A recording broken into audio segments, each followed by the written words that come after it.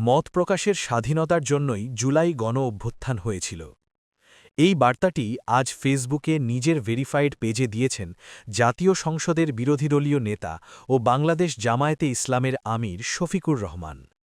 তিনি লিখেছেন, ফ্যাসিবাদের ১৭ বছরে বর্তমান সরকারি দল ও আমরা উভয় পক্ষই স্বাধীন মত প্রকাশের ক্ষেত্রে দমন-পীড়নের শিকার হয়েছি। আমরা সেই অন্ধকার সময়ে আর ফিরতে চাই না। শফিকুর রহমানের এই পোস্টে স্পষ্টভাবে উঠে এসেছে নতুন রাজনৈতিক সংস্কৃতি গড়ার আহ্বান।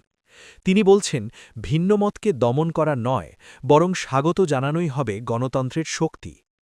গণমাধ্যমের স্বাধীনতাও তিনি উল্লেখ করেছেন, যা সুস্থ ও শক্তিশালী গণতন্ত্রের প্রথম শর্ত।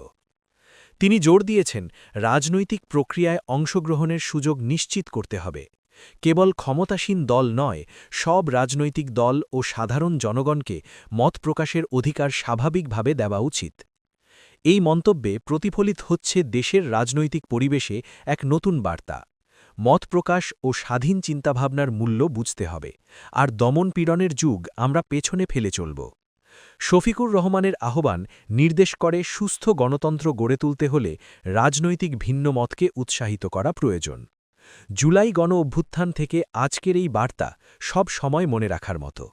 সংক্ষেপে বলা যায়, দেশের রাজনৈতিক পরিমণ্ডলে মত প্রকাশের স্বাধীনতা ও গণমাধ্যমের স্বাধীনতা ছাড়া গণতন্ত্রের কোনো সত্যিকার ভিত্তি নেই। এই পোস্টে শফিকুর রহমান সেই বার্তাকে সরাসরি জনগণের সামনে তুলে ধরেছেন, যা নতুন প্রজন্মের জন্য একটি গুরুত্বপূর্ণ শিক্ষা।